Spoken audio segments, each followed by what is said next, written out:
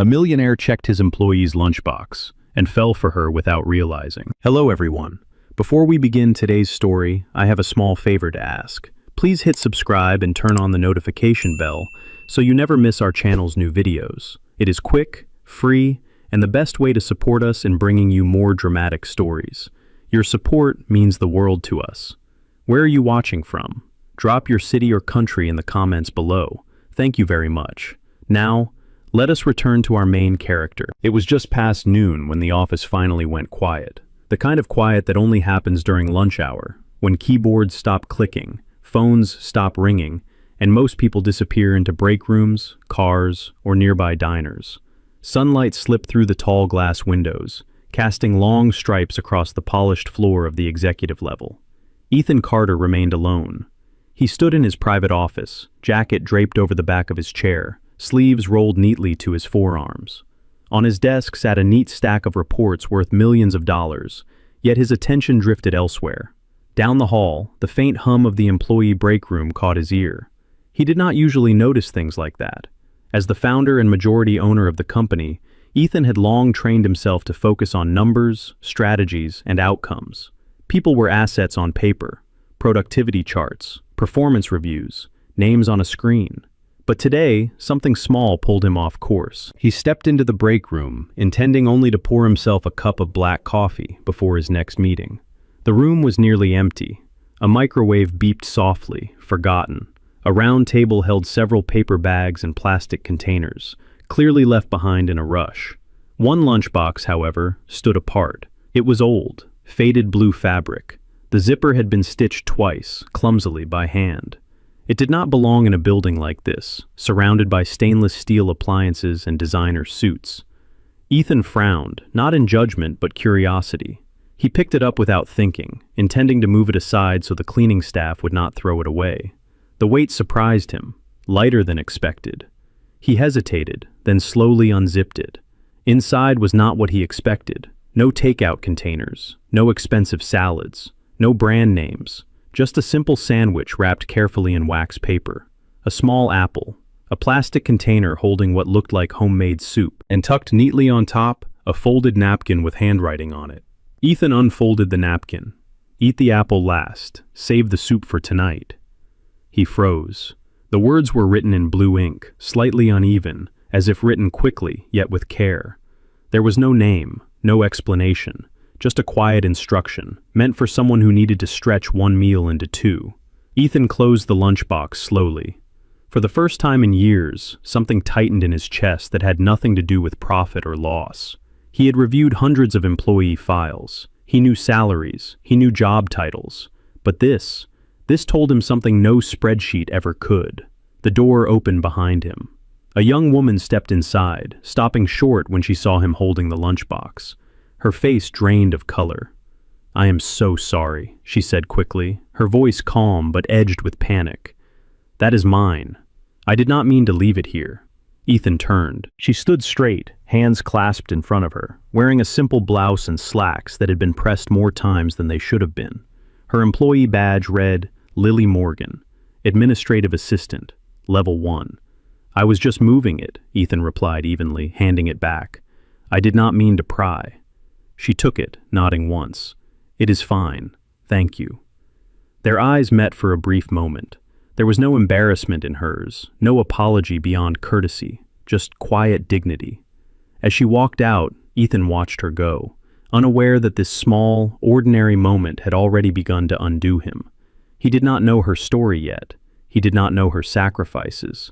He only knew that something about a simple lunchbox had followed him back to his office, settling into his thoughts, refusing to leave. And without realizing it, the millionaire had just taken his first step toward falling in love. Lily Morgan did not rush back to her desk. She walked the long way around the floor, lunchbox held close against her side, her steps measured and quiet. Not because she was afraid, but because she had learned long ago that drawing attention never helped. In a building filled with ambition, it was safer to move like background noise. She slid into her chair and powered on her computer as if nothing unusual had happened. Emails waited, calendar reminders blinked, a request for copies, a request for coffee, a request for overtime. Lily answered them all. What no one saw was the way her fingers tightened around the edge of the desk when her stomach growled, or how she glanced at the clock, calculating whether she could wait until evening to eat, or how the blue lunchbox, now tucked beneath her chair, felt heavier than it should have. She had packed that meal carefully the night before. The soup was left over from a batch she cooked on Sunday, enough to last 3 dinners if she stretched it. The sandwich was half of what she usually ate at lunch. The apple was for later, always for later. She wrote herself notes sometimes, not because she forgot, but because it helped her stay disciplined. It helped her survive. Lily had been with the company for just over a year. Entry level, no connections, no safety net. Her paycheck went fast. Rent first, utilities second, groceries last. There was never much left after that. She did not complain. When coworkers ordered food, she smiled and said she had brought lunch. When someone offered to cover her meal, she declined politely. Pride was not the reason. Habit was. Accepting help always came with questions, and questions led to explanations she did not want to give. So she worked harder. She stayed late. She covered shifts. She volunteered for tasks no one wanted. She believed that if she proved herself useful enough, dependable enough, she could stay invisible and employed at the same time. Across the hall, Ethan Carter sat behind his desk, staring at a report without reading a single word. The image of that lunchbox refused to leave him. He had built companies from nothing. He had seen struggle up close when he was younger, before success hardened him into efficiency and distance. Somewhere along the way, he had stopped looking at the small details. He told himself it was necessary, that leaders had to focus on the big picture. But the handwritten note replayed in his mind. Save the soup for tonight. Tonight. Not later, not tomorrow. Tonight. It was not dramatic. It was not tragic. It was practical. And somehow, that made it hit harder. He glanced at the employee directory on his tablet and found her name. Lily Morgan, Administrative Assistant, Level 1. No warnings, no complaints, solid performance reviews, always on time, always helpful. Ethan leaned back in his chair, exhaling slowly. He wondered how many stories like hers existed inside his company, hidden behind polite smiles and quiet competence. He wondered how many times he had walked past them without noticing. At 3:30, Lily was asked to help prepare materials for a last-minute meeting. She did it without hesitation, even though she had planned to leave on time for once. The printer jammed twice. Someone snapped at her for a missing page. She apologized anyway. By the time she finished, the office was thinning out again. She checked the lunchbox, still untouched. Her stomach tightened, but she closed it gently and placed it back under her chair. She could wait. She always did.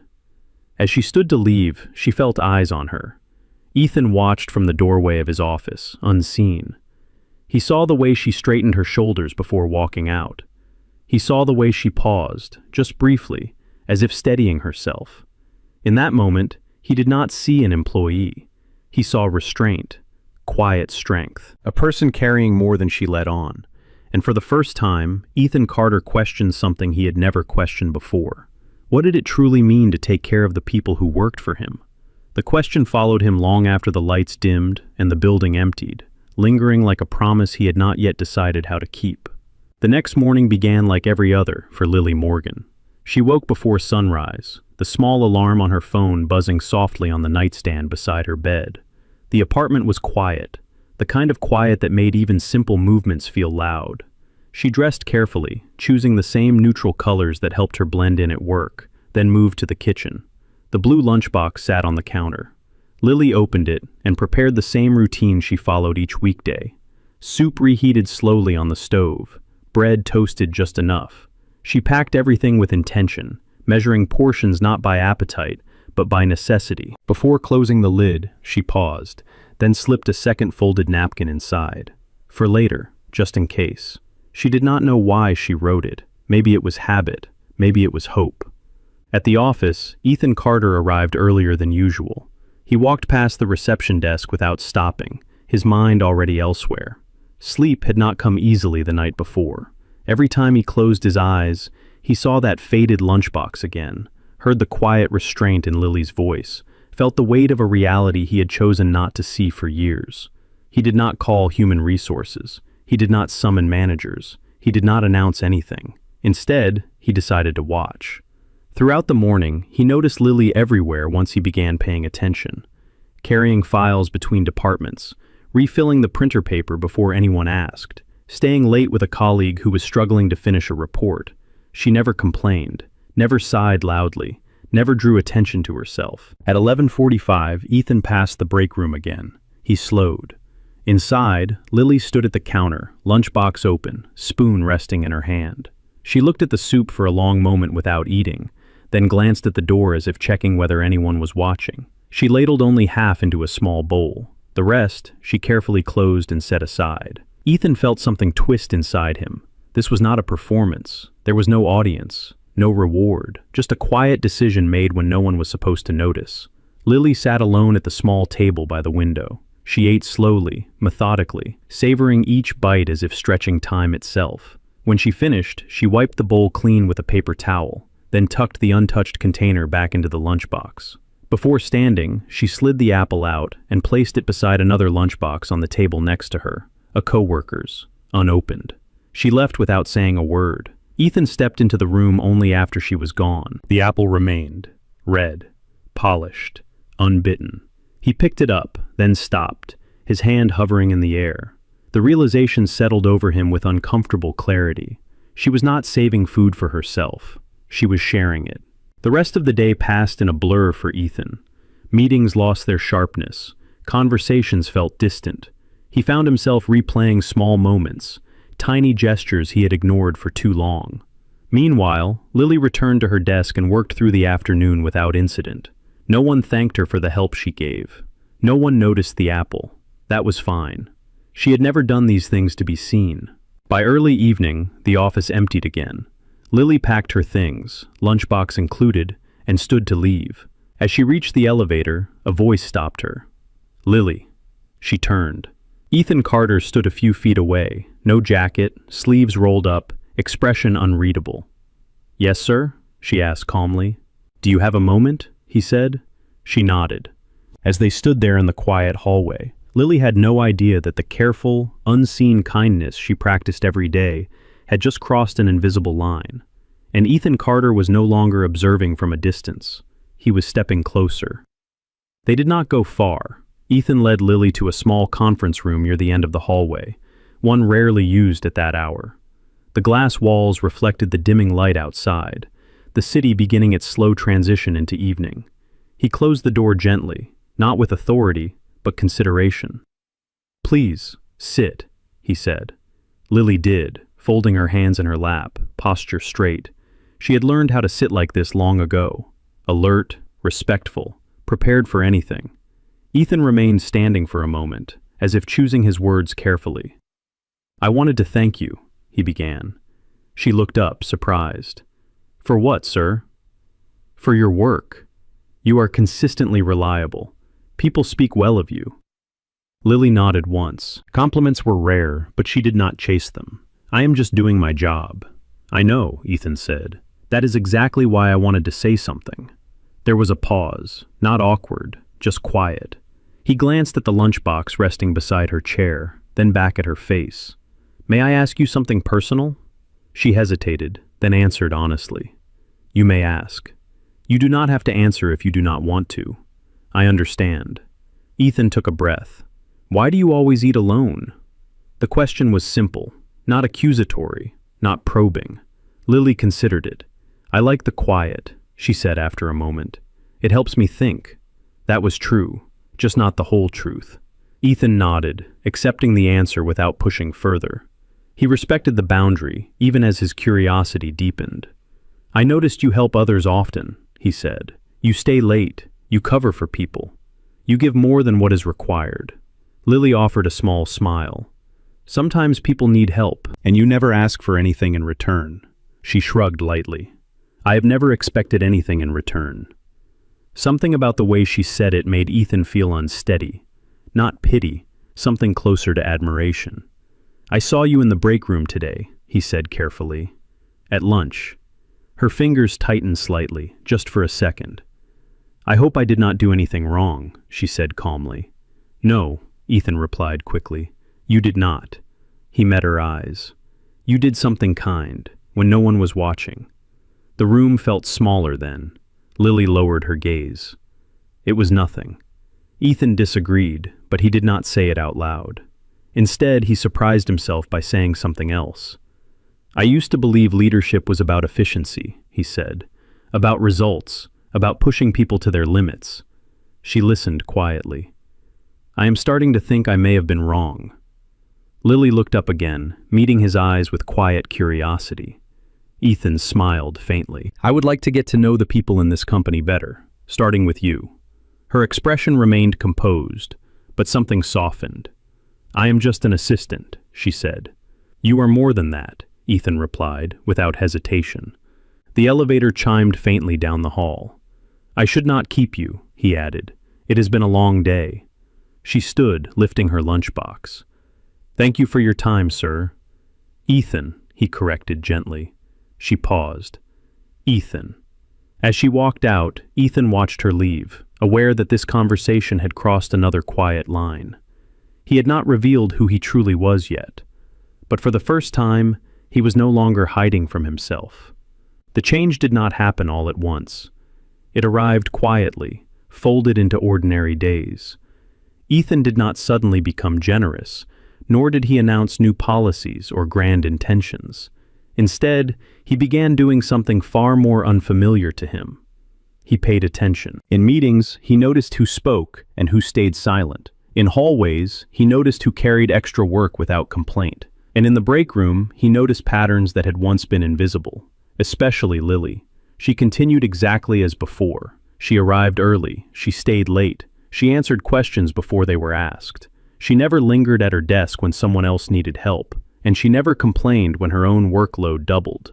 What Ethan noticed most, however, was what she did when she thought no one was watching. On Thursday afternoon, a junior employee was reprimanded sharply for a mistake that had not been entirely his fault. Lily said nothing during the exchange. She did not interrupt. She did not defend him publicly. But after the meeting ended, Ethan saw her approach the young man quietly. She handed him a stack of notes, her own handwriting covering the pages. I already fixed most of it, she said gently. You can use this. The man stared at the papers, stunned. You did not have to do that. I know, Lily replied, but it might help. She walked away before he could thank her. Another day, an intern skipped lunch entirely, claiming a deadline. Ethan saw Lily open her lunchbox, hesitate, then close it again. 10 minutes later, she returned with 2 cups of water and half her sandwich, placing it on the intern's desk without a word. No explanation, no credit. Each time, Ethan felt the same uncomfortable tightening in his chest. These were not gestures made for praise, they were habits.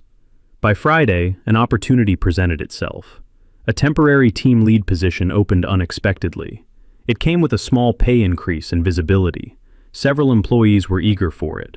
Lily was qualified, though not the most vocal candidate. Ethan asked for recommendations. A manager hesitated. She is capable, he said, but she does not push herself forward. She lets others take the spotlight. Ethan nodded slowly. That afternoon, Lily was called into another meeting room. She arrived calm, expecting instructions or another task. Instead, Ethan gestured for her to sit. There is an opening, he said, a temporary leadership role. Her eyes flickered, just briefly. Hope, then caution. I see, she replied carefully. You would be eligible, Ethan continued, but it would require longer hours, more responsibility. Lily thought for a moment. Who else is being considered? She asked. Ethan answered honestly. She nodded. Then I would prefer to step aside. He looked at her, surprised. May I ask why? She took a breath. The others need the hours more than I do right now, and one of them has a family situation that would benefit from the pay increase. There it was again, the quiet choice. Ethan studied her, searching for hesitation, for hidden motive. He found none. You could use the money, he said gently. Yes, Lily replied. But someone else needs it more. The room went silent. In that moment, Ethan understood something he had not allowed himself to understand before. This was not weakness.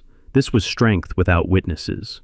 He dismissed her shortly after, thanking her for her honesty.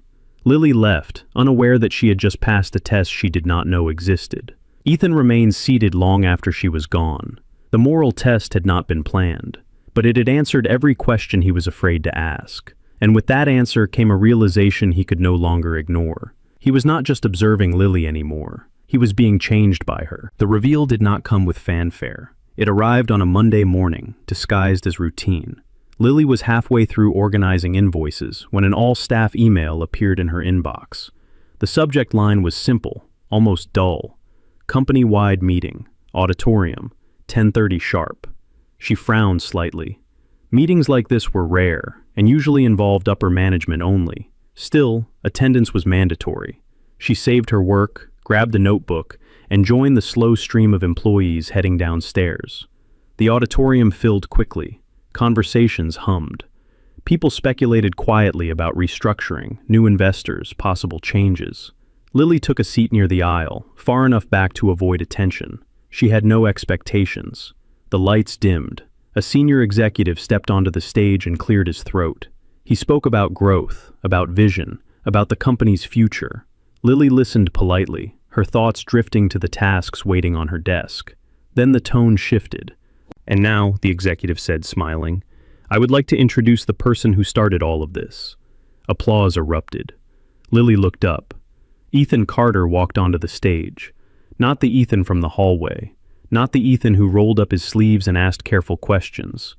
This Ethan moved with quiet authority, his presence commanding the room without effort. Founder, owner, billionaire. The air seemed to leave Lily's lungs all at once. She stared, frozen, as he took the microphone and thanked the team. His voice was the same, calm, measured, but now every word carried weight she had never attached to it before. Her mind raced backward. The break room, the lunchbox, the questions, the way he had watched her. He had known, all along. Applause thundered again as Ethan finished speaking. People stood. Lily remained seated, her hands gripping her notebook so tightly her knuckles ached. She felt exposed, observed, tested. The meeting ended and the crowd began to disperse. Lily stayed where she was, heart pounding, until the room emptied enough for her to stand without drawing attention. She did not return to her desk. She walked. Down the hallway, past offices, past faces she no longer wanted to meet. She reached the small outdoor terrace attached to the building and pushed the door open, breathing in the cold air like it might steady her. Footsteps followed. "Lily." She turned. Ethan stood a few feet away, his jacket back on now, his expression serious. "I should have told you," he said quietly. Her voice surprised even herself, steady, controlled. "You should have." "I did not intend to deceive you," he continued.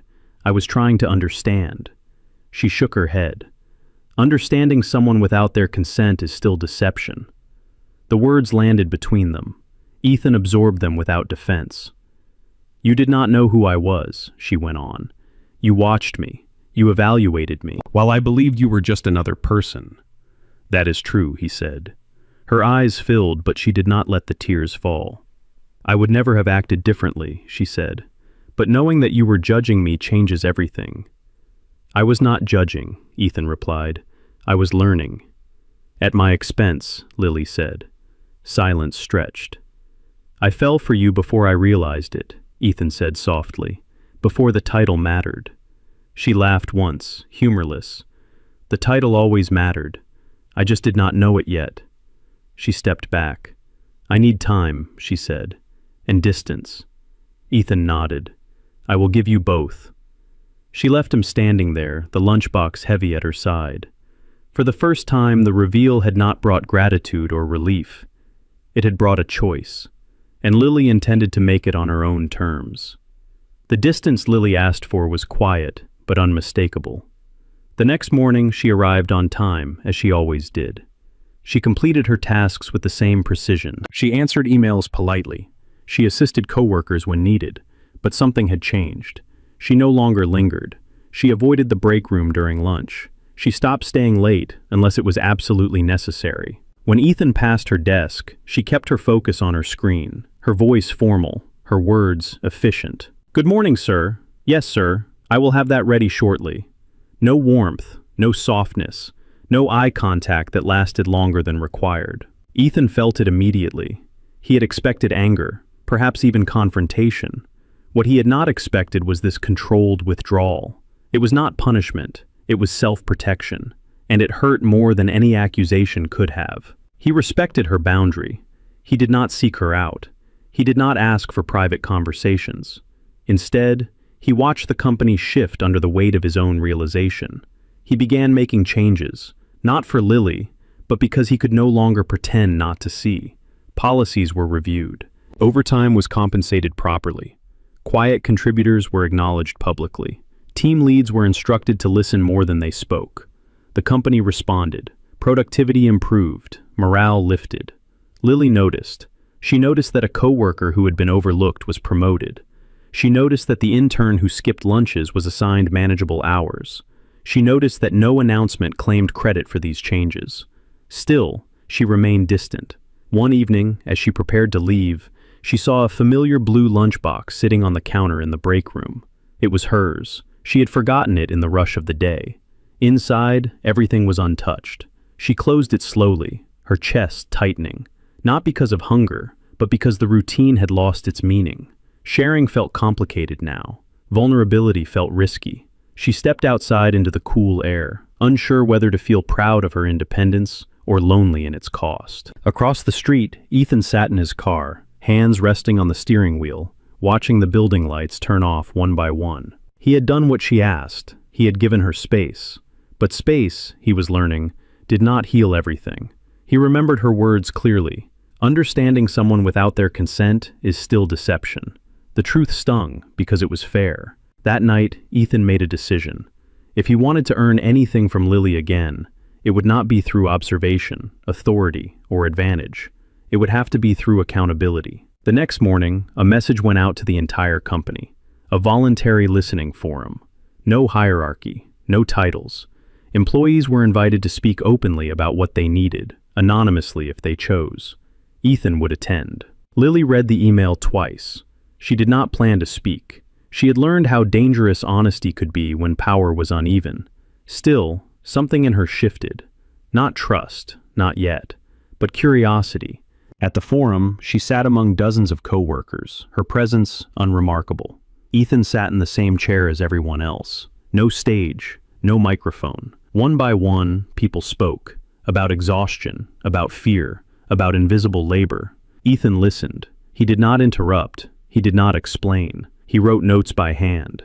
Then, unexpectedly, Lily stood. The room fell quiet. She spoke without naming herself, without accusation. She spoke about what it felt like to give without being seen, to share because it was right, not because it was rewarded, to work hard while protecting one small piece of dignity. When she finished, she sat back down. Ethan did not look at her, but something in his expression told her he had heard every word. The distance between them remained, but for the first time since the reveal, it no longer felt like a wall. It felt like a path that still needed to be earned. The shift did not happen overnight, but it became impossible to ignore. After the listening forum, things inside the company began to move with intention. Not loudly, not performatively, but deliberately. Ethan followed through on every note he had taken. He created a quiet fund to support employees facing temporary hardship, administered anonymously so no one would feel exposed.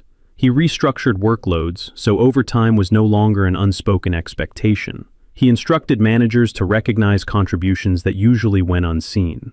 No emails announced these changes with his name attached. Lily noticed anyway. She noticed when a coworker quietly thanked her for helping him stay afloat during a difficult month. She noticed when an intern smiled with relief after being told to go home on time. She noticed when her own workload became manageable for the first time since she had joined the company. Still, she said nothing. Trust, once cracked, did not return easily.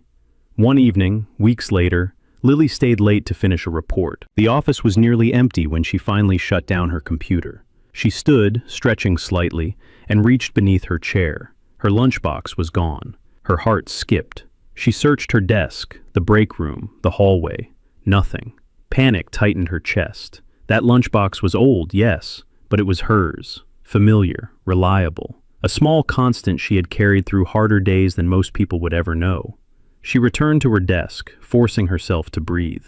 Then she saw the note. It rested neatly beside her keyboard. "Please meet me in the break room. I owe you something."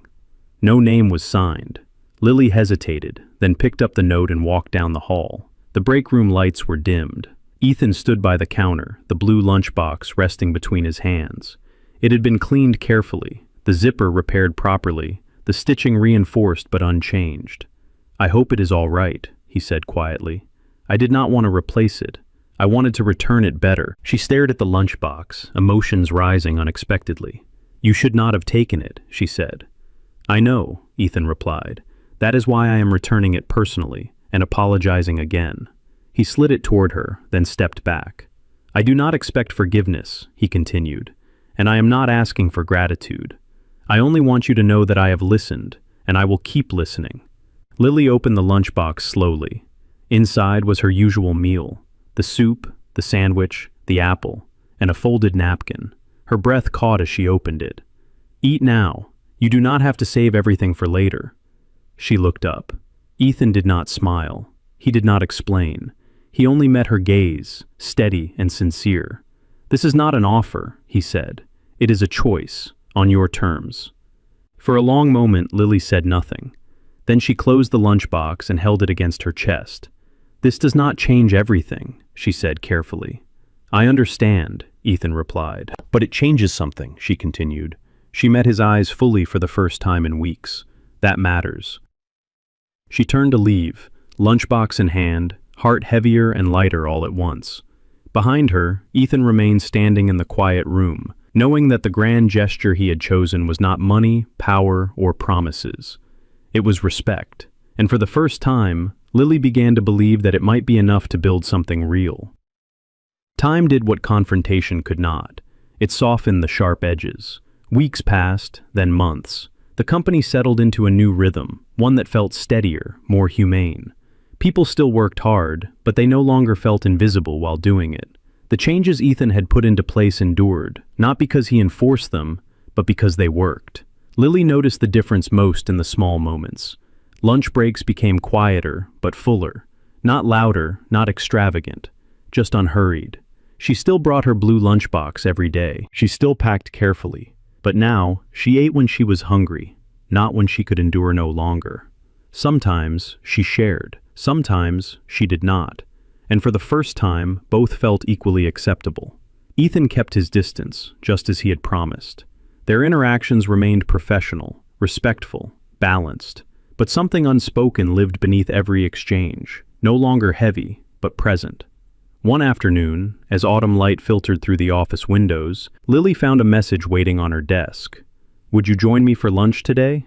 No obligations, no expectations." She stared at the note for a long moment. Then she picked up her lunchbox and stood. They sat outside, on a simple bench across the street from the building.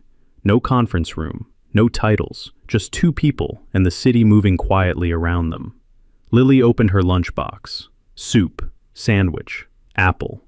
Ethan smiled, not at the food, but at the familiarity of it. "This was never about the lunchbox," he said gently. "I know," Lily replied. "It was about what it represented." They ate in comfortable silence for a while. "I want to say something," Ethan said eventually, "and I will understand if you do not feel the same." She looked at him, calm and open. "I fell in love with you before I knew how powerful you were," he continued, "and I stayed because of who you are, not what you give." Lily considered his words carefully. "I stayed because you changed," she said. "Not for me, for everyone." She reached into her lunchbox and pulled out the napkin he had written on weeks before. She had kept it, folded neatly. "This," she said, "was the moment I realized you saw me as a person." Ethan nodded. "I would like to build something real," he said. "Slowly, honestly, without imbalance." Lily smiled softly. "Then we start here," she said, offering him half her sandwich. He took it. Months later, the blue lunchbox sat framed in a quiet corner of the company headquarters, not as a symbol of hardship, but of humanity. Employees passed it every day without knowing the full story. But Lily and Ethan did. Love had not arrived with wealth, power, or revelation.